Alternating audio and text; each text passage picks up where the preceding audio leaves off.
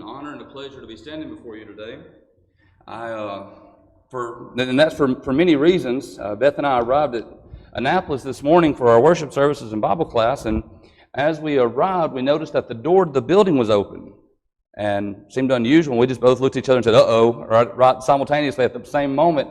And we didn't have air conditioning this morning, so it felt almost like we were back in Africa when we had our services, because we were having to use a lot of fans this morning. And so, knowing that I could be here tonight and not having to deal with the heat, I was hopeful that you guys had air conditioning and it was working tonight. So, certainly glad to be here with you. And you know, I know that Beth and I in our lives have never been members here, but I don't feel like a visitor. But between all the singings and growing up in this community, I feel like I know everybody here and know you well. So I don't necessarily feel like a visitor, but regardless, I am a guest speaker, and so it's my pleasure to be here with you. My wife and I, Beth, and I have been on 2 trips prior to this year, and we were a little slack in getting here to do a presentation with you and speaking with you before we left, but I wanted to make sure that as we come back, I did get an opportunity to prepare and present a lesson to you about what we did while we were in Africa. And it seems like every time I go somewhere to speak or whenever I prepare for a place, I do the wrong thing. Before we left, I had long hair. I had intended to donate it. That was part of the goal, but it's also because it was typically cold where we were going, so I thought it would be a little good preparation for me. And just to tell you guys what it's like to try to prepare when you go to these different churches, with long hair, my ladies at Annapolis, they always told me, keep that pulled back, don't have it in your face, you don't want it bothering you and getting in your ways, keep your hair pulled back. And so every time I speak at Annapolis, I always have my hair pulled back and try to keep it really clean and neat. I went and spoke at the first church that I spoke to as I was raising my funds back in January, and made sure I had the hair pulled back real slick, real neat, tied up real tight where it wasn't looking like a ponytail or anything, and had this long hair all braided back real clean. And after I got done, my cousins came up to me and they said, "We love what you're doing, and we appreciate that you're donating your hair, but do you have to put it in a ponytail when you're here?" So no matter where I go, no matter what I do, it feels like I do the wrong thing to prepare. I was presenting to Eastwood over in Florence a couple weeks ago, and I had this great big long presentation prepared for them, updating them on all the work we've done, and I get there and their system don't work. I get here tonight and I'm prepared for this system that can't handle my computer and all these things like this, and then JP's like, "No, we got you, we'll take care of you." So anytime I prepare, I have to be prepared for a little bit of everything, because whenever we go somewhere, we deal with different people, different circumstances, different situations. But it certainly is a pleasure to be here with you, and I'm grateful for the opportunity that the elders and the leaders here have given me to stand before you and tell you about the work that we've been involved in. We went to Zimbabwe a couple of years ago on our first trip. Matter of fact, it was 4 years ago. And here you see Zimbabwe. I've highlighted it for you right here in the southern part of Africa. 2 years later, we went to Swaziland, a small little kingdom landlocked inside South Africa. And then this year, we went to Lesotho. Here we go. Very, very small little country here. Now, Dorian, our guide on these trips, he tells me that it's because we were going to a new country and he wanted a flexible team. My personal belief is that no country wants us back. I don't know what it is, but they're like, "We've had enough of that guy, send us somebody different." But we did have an opportunity to go to this small little country. It is a mountainous country. It's a kingdom that the reason it's not part of South Africa is because at the time that they were establishing their borders, that the South African tribes could not take the mountain kingdom. And so this is a very, very mountainous area. The elevation is the only country in the entire world that's more than 1,000 meters above sea level. So it's a very different climate than what we're accustomed to in Africa. We're used to going there during the wintertime and experiencing some cold weather. This time, there was snow. That was a possibility. We dealt with sweaters and jackets and just a little bit different atmosphere than what people typically expect in an African environment. As a matter of fact, we see here one of the common sights that we saw is this gentleman dressed in a blanket. That's the typical garb of somebody in the country of Lesotho, the mountain kingdom. This was a country that's very, very unfamiliar with the Church of Christ. The Church of Christ has only been established there for approximately 40 to 50 years. So a lot of what we did, it felt kind of like we were in an area where the apostles might have been working when the church was established back in the first century, because it was just very unfamiliar to a lot of people. Across the entire country, there are only 8 known churches of Christ, and 5 of them were in the capital city.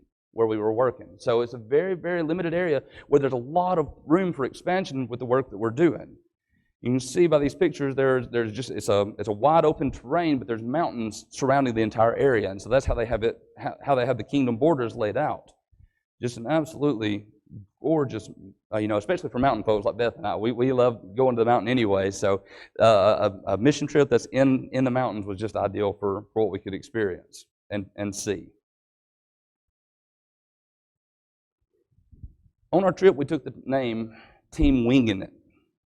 The reason being is because we were the first team with Partners for Africa to go to Lesotho. There are no documented cases of missionaries from the U.S. going into this country. Because of that, they were inexperienced with what Partners for Africa does. They were inexperienced with missionaries in general. And so everything that we did had to be done on the fly. Before going, 1 week before our trip, we had an itinerary, and it had the first 4 days laid out, and the next 6, it just said a question mark. I mean, that's all that we had was, we'll figure it out when we get there. They had general ideas of what we wanted to do, but we weren't sure. Upon arriving our first night, we had a VBS scheduled for 80 kids that first Saturday that we were there. We had a teen seminar. We had morning worship services, gospel meetings, all these different places that we wanted to go see. Like I said, this was the first one that we received on that Friday night. And then we found out that the VBS was for a few more than 80 kids. We found out that we couldn't have the gospel meeting, we just have to have a devotional because of the circumstances at the church. Couldn't do things each and every day that we planned on it. Something changed every day. So we experienced a whole different trip than what was planned for us on the day that we got there. That's why we considered ourselves Team Winging It. And I want to take a few minutes to tell you about this team because we were chosen for this country for a reason. And I'm going to get into all the work that we've done, but I want to explain to you why we were the group that was sent on this trip. As we look through our group, and I'll highlight the majority of our individuals, we have Dr. Mike Houts, Rosalind Andrews, Dorian and Sherry, Margaret Gore, Neil Height, Tana Height, Jamie Boyd, and then Beth and myself. That's the long hair I was telling y'all about. Dorian is well known in this area. He and his wife his wife is from this area, and they still live in this area, and so he does a lot of his work around here. A lot of the churches are familiar with him. He was actually born in Southern Africa, and so he knows the landscape well. He's done this work with Africa for 11 years, and prior to that, he worked in Antigua for most of his life, or most of his adult life. So he's familiar with going into new territories. He's familiar with going into new countries and establishing the work. He's got a lot of experience with that, and he dreams big. He sees what he wants to do and build on it and grow with it and continue in those things. He loves to be involved and establish connections with people so that he can have future relationships and get things going, find needs where Africa can, where the partners can go and help. And he establishes these churches and preachers and things that can grow.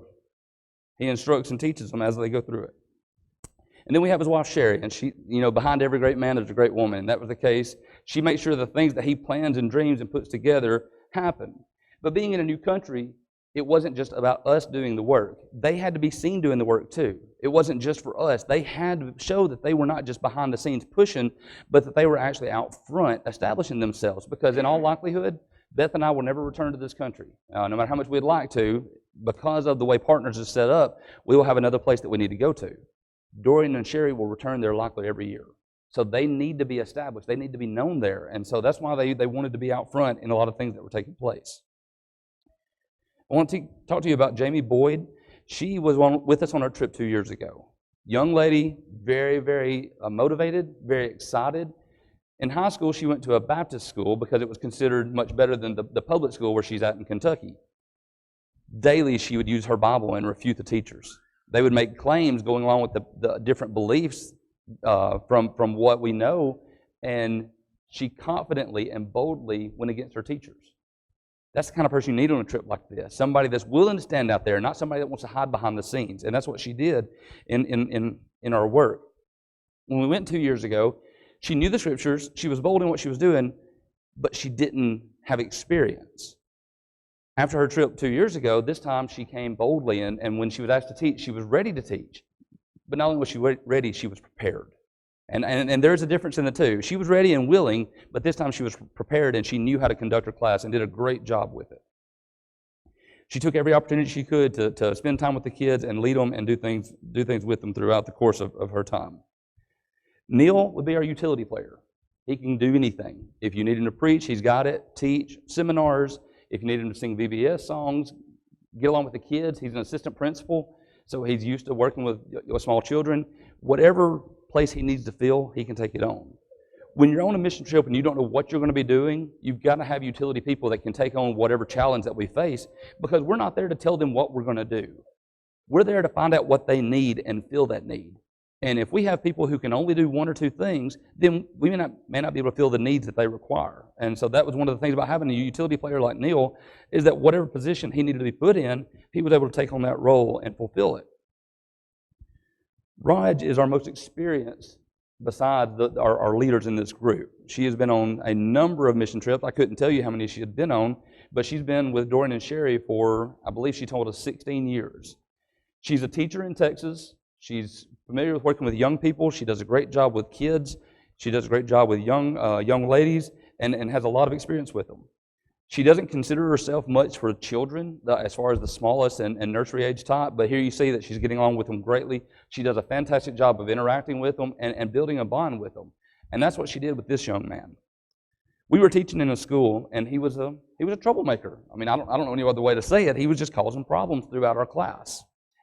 And she went over to him, and I can't get away with these things. If I just wave the wrong way, people think I'm a jerk. I don't know what it is about me. Maybe I just have that impression. She walked over to this little guy, and she put her hand on his head and just kind of pulled him away from his group and got him over and got him away from him. Now, me, if I'd done that, he would never have anything to do with me again.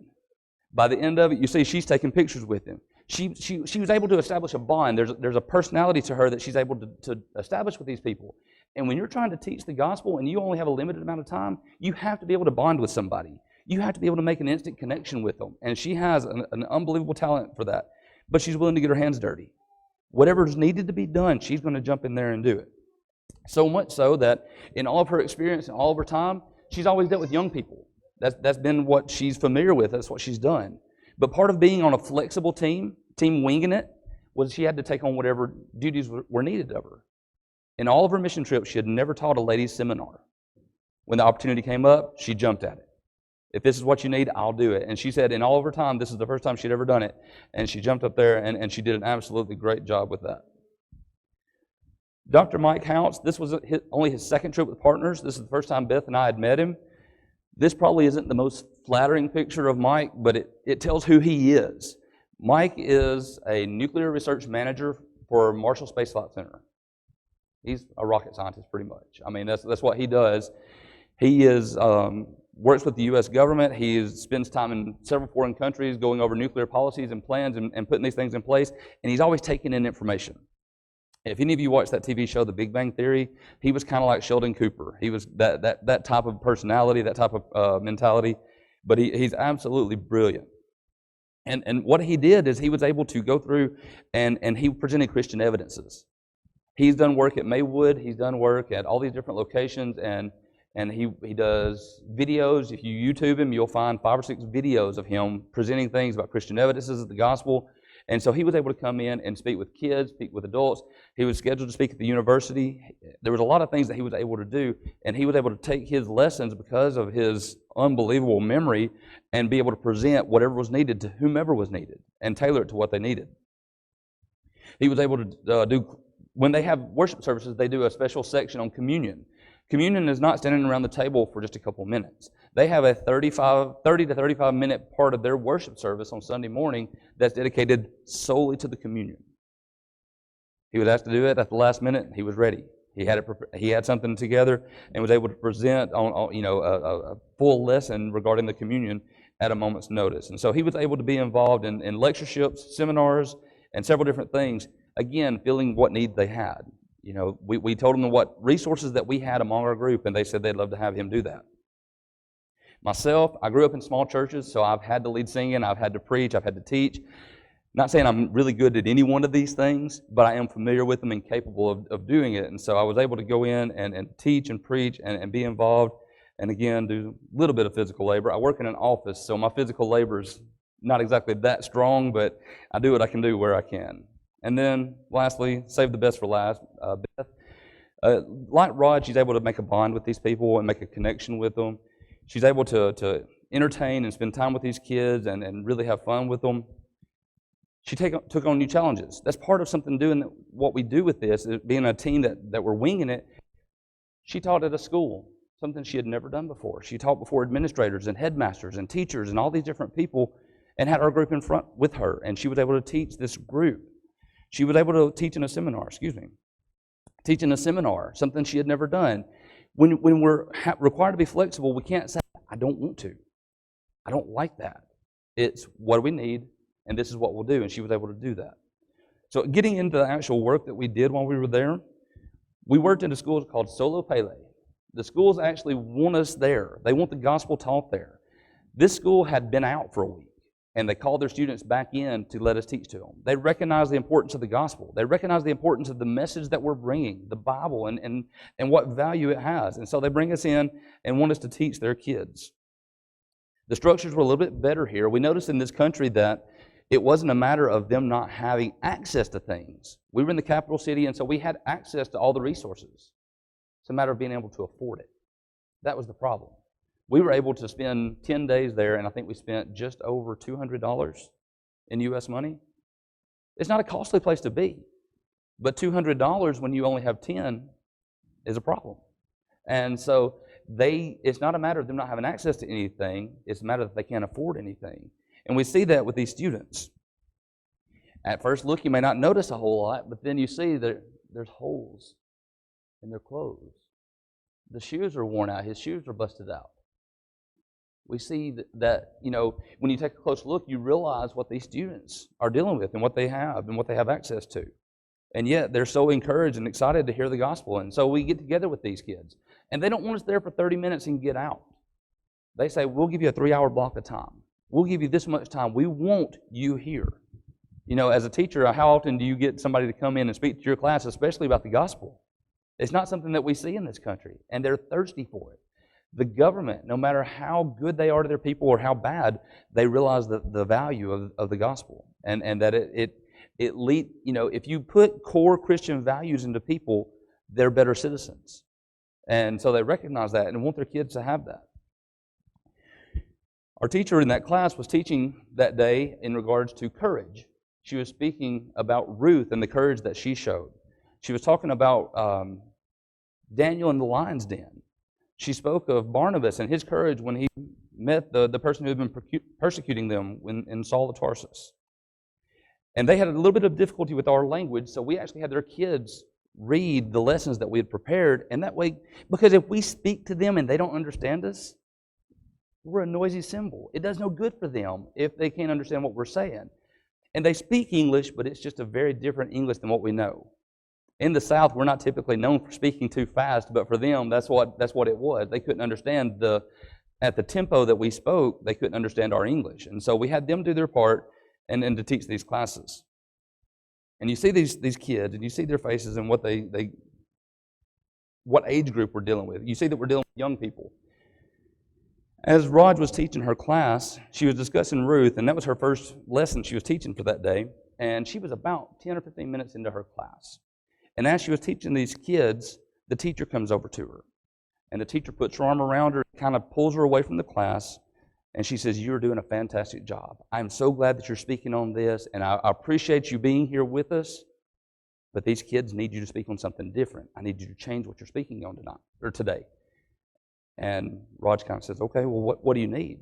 She said, "These kids need you speaking to them about the alcohol and the drugs and the sex that they're involved in." Now, as a teacher, to get that lesson the last minute, that's something different. Now, fortunately, Raj was already speaking on courage, and so she talked to them about the courage to not be influenced by their peers and to continue in these things. But look at these faces. These are babies. These are 11 and 12-year-olds, and they're dealing with the problems of drugs and alcohol and sex. When we asked them about the challenges they faced, they said that after school they get bored. When they get bored, they get drunk. When they get drunk, that leads to sex. That's their mentality. That's the process. That's what these kids are dealing with. I have two nieces that are 10 and 11 years old, and I can't even imagine them talking this way. And these people are talking like they're experienced. They're familiar with such topics. The idea of smoking weed, or ganja is what they call it there, or daca. That was what it was. Ganja's in South Africa. But daca, it's a common thing for them. It's something they're familiar with. And again, these are just babies. So we talked to them about the courage it takes to say no to such things, the courage to be faithful to God and to do what God would have them to do. It's just a scary thing to know that these children are facing such things, and not just facing it, but familiar with it already. It's a very different world than the world that I grew up in. I'll just say that. It's very different than what we're accustomed to. In addition to Solo Pele, we worked in a private school called Beaupelon. And in this school, we were able to go in, and this is how they celebrate. This is how they have a wedding or a big occasion, is they decorated this room because the Americans were coming. The Americans were going to have a class with them, and so they were very excited, and so they decorated this room for us and got ready for us. And here was where Beth was able to teach, and she was able to teach about different couples and the responsibilities that they have, and being faithful regardless of what's going on in your life. And she did a lesson on Adam and Eve, and here she was able to do a craft with these kids, because we want to give them something to remember. With kids especially, you want to give them reminders and things to keep their attention. And so they were making snakes to remind them of the Garden of Eden. But what's fun there is that even the teachers and administrators want to get involved. On your right here, as you're looking, the gentleman is the headmaster of the school, and this is his wife, the proprietor. She's the owner of the school. She was a teacher at the university. And you see that they have the support for us. They actually want to be there in there with us and make sure that what we're doing is the right thing, but also make sure that these kids are picking up these lessons, that these kids are getting the life lessons that they'll need from us as they go on through their lives. And there is a thirst there for the Word and for the Bible. We conducted ourselves in a vacation Bible school because, again, we want to reach these kids. That's what we're looking to do, is to get to these kids. Now, I've seen some of the VBSs that we do around here. The decorations, the things that go on are over the top, and I love it. I'm known for going over the top. I've dressed in costumes, I've done plays, I've been thrown off of stages before, I've done all kinds of stuff. When I was a wicked man, I was Jonah on a boat, and I got thrown out of the boat one time. So I'm okay with all this over-the-top stuff. For these kids, this was the be-all, end-all of decorations. This right here was huge to them. We had that on one wall inside the church building, and they come in, ooh, wow. Gives you an idea of what they're familiar with and what they deal with. Now, I told you guys how many people were there for our vacation Bible school, but when we started, we didn't have anybody. The kids had to travel from long ways to arrive. And so we had a few young people there, and we were still waiting because, we want to speak to everybody, not just a few, and we knew that more would be coming. And so we played some games with the kids and had some activities. We sang some songs with them. They taught us some of their songs. We taught them some of our songs. And then more kids arrived. And kids kept coming in and kept coming in. We had a planned time to start this at 10 o'clock, and at 10:30, 10:45, kids were still rolling in. They had heard about this gathering at the Church of Christ, and they wanted to be there, to be part of it. And so Beth taught her lesson. And again, as far as being flexible and taking on new things, this was her first time to have a translator. And for those who have not done it, speaking with a translator is totally different. It's a very different experience. You have to change your sentence structure. You have to change how you interact. You have to change where you take your breaks. All the things that you do changes when you have a translator, and she was able to take that on. They were able to get into the crowd and spend time with these kids. And they didn't just want to have this vacation Bible school. They wanted to use this as a springboard into other things. And so they actually took a registry of all the kids that were there.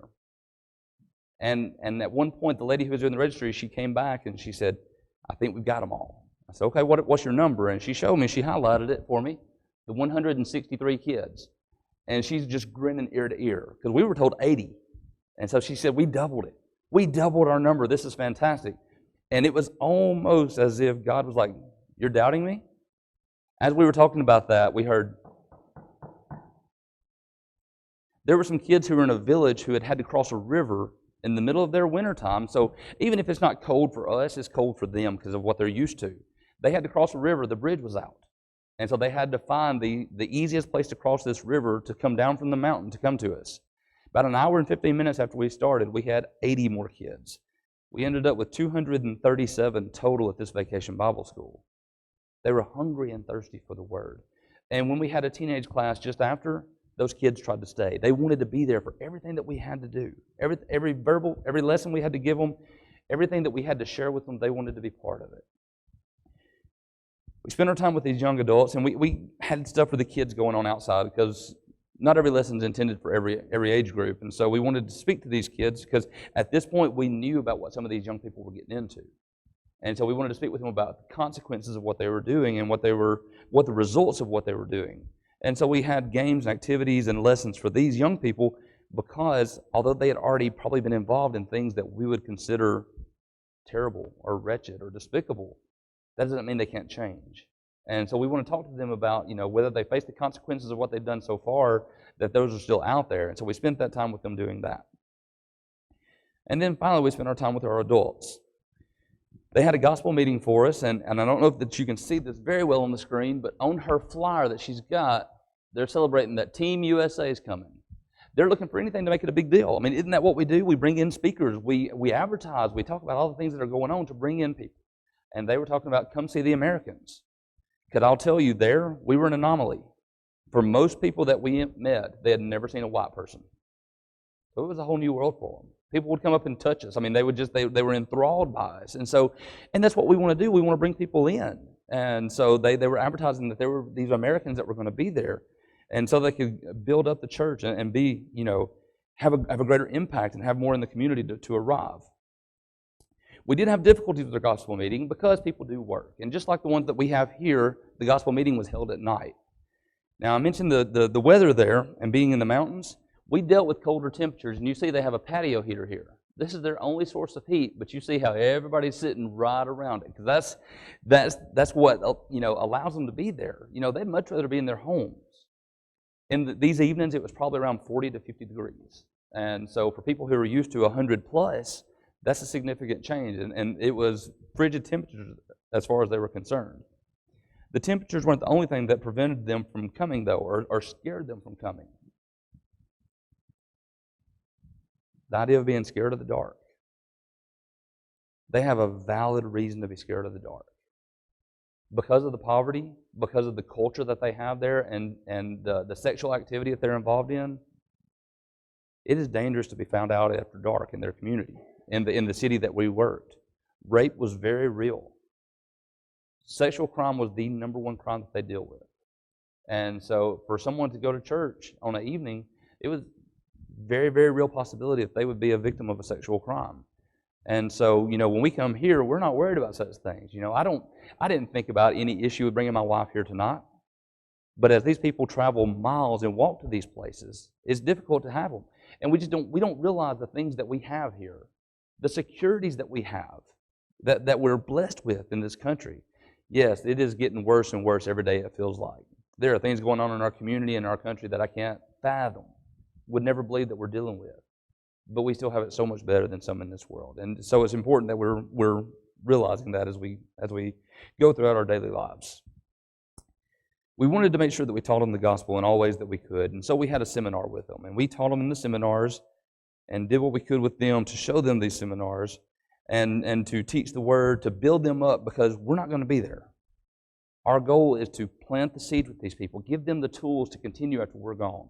We're not there to build up Partners for Africa. We're not there to build up ourselves. We're there to build the church. And so we want to teach the actual members of the congregations to give them the things to continue on and the things to build them up. Finally, my last point I want to talk about tonight is the humanitarian effort. We were the first-time missionaries for Partners for Africa, potentially for the Church of Christ as far as we know. We were a first impression. And so there was a big part of Partners for Africa at this time that's a humanitarian effort. We have to establish our reputation.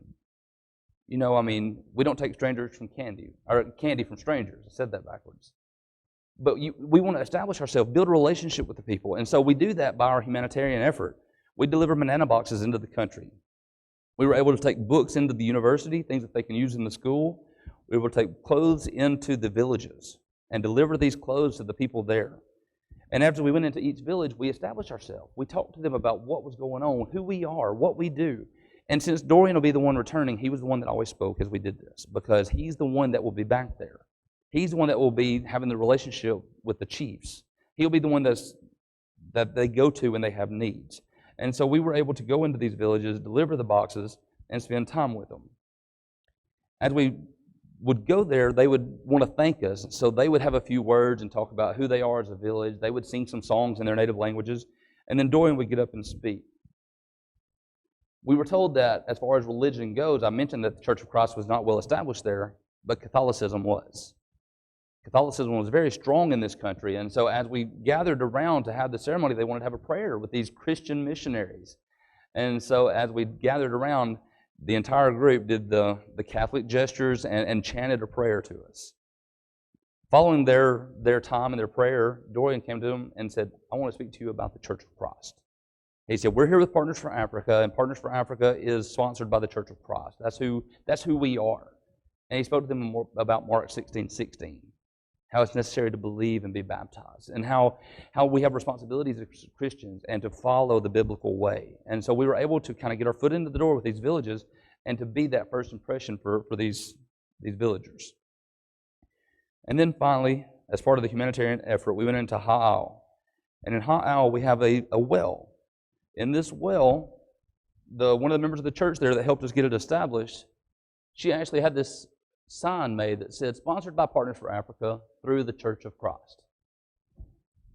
They want to make sure that the right people get the right credit. We're trying to build a reputation there. We're trying to show them who we are and what we do. And so we were able to go in and show them the Church of Christ and what it does. And so they showed us how the wells operated and how they provide water to their people in that village. And they said the people will travel for miles and miles to participate and to get this water, because this is the only time they have access to fresh, clean water.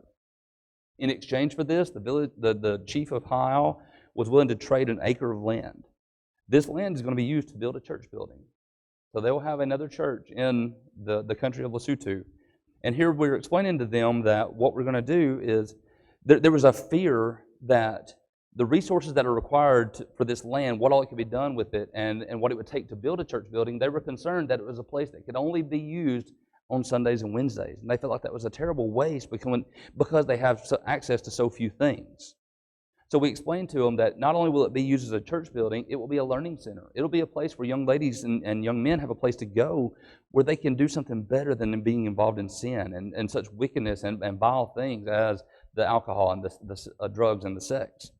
And so they were very concerned over what would be done, and here we are explaining to them, this is what's going to take place. This is what's going to go on, and this is what it'll be used for building up this community, for building up the church. As I mentioned, the cost of our trip were much less than we're used to in our previous trips, and as we do this, the more we do it, we're increasing our contributors to what we do. We have more and more individuals and more churches that are helping us each time we go. This time we were able to raise about $5,400 more than what it took for us to go to Lesotho. And so as we came back, I told Dorian, I said, we're going to have a gift to give you from all the contributions, because there's churches that support us. There's individuals that support us, and we never know what we'll find that we need to take care of. And as we were there, we didn't see a specific thing, but I told him, I said, we're getting close to them out for a well, and I'd like to really be part of that. After our trip, Dorian went back to Zimbabwe, and he found a school where young people were traveling for miles to carry 5-gallon buckets of water. Now, a 5-gallon bucket of water weighs 35 to 40 pounds. And these 12 and 13-year-olds are having to carry that water to provide fresh water for the schools. There are already things being put in place to provide a well from the funding that we received. And so I want to make sure that you all know that you're part of that. The gift that y'all provided for us, as far as the financial gift, in addition to the prayers and things that you've blessed us with, is going to go towards that well. And so your gift not only helped us for a period of 10 days, it also went towards the future of this community and establishing another foothold for the Church of Christ in Africa. We have so many things that we feel like are just fleeting. And here, we have an opportunity to be part of something that will continue on and bless this school, this community, and these people for years to come. In our prayer this evening, it was mentioned about the work that you do and all the missionaries that you support. And I was excited to hear that you included the states in this country, because as Beth and I were beginning our trip this year, someone asked us, they said, why do you go to Africa? What is Africa? I mean, can't you work in Chicago? Can't you work in Nashville?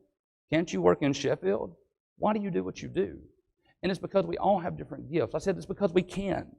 Not everybody is able to do all that we can do. And so our goal, I don't know what it is. Uh-oh, it messed up on me. But our goal is to do all that we can do. The most we can do for Christ is the least we can do with our lives. Paul said in 1 Corinthians 11:1, he said, be imitators of me as I am of Christ. And so as I close this, I want to ask you, are we, as we look at our lives, are we imitating the model that Christ laid out for us? Are we following the pattern that Christ laid out for us? If you look at his life, he taught. He did. But he also fed. He healed. He provided for physical needs. His sole purpose, he told Zacchaeus when he spoke with him, he said, I come to seek and save the lost. That's Jesus' primary purpose. But by way of doing that, he provided for physical needs. Sometimes all we can do is send a card. Sometimes all we can do is prepare a meal. Sometimes we can travel to these states where you have work going on. Sometimes we can go into our community and do things. Beth and I don't consider ourselves above anybody that does any other work, because it's not about that. All we're doing is trying to do all that we can. All that we can do. Because the least we can do for God is all that we've got in ourselves, and empty ourselves into Him. If you've not done that, if you've not committed yourself, first of all, if you've not given yourself and committed your life to Christ, the opportunity is now. You know, as I mentioned, Dorian used Mark 16:16. Whoever believeth and is baptized shall be saved. The water is ready for you. I don't even ask, but I know this church, and I'm confident in that. And if the water wasn't ready here, we'd find it. The eunuch says, here's water. What hinders me from being baptized?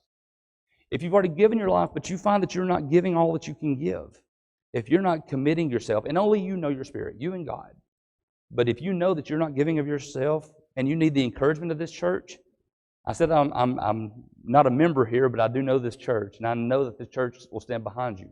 This church will support you in your need. They will help you. They'll encourage you. They'll strengthen you. Whatever you need, if you have that need and want to confess it, come forward as we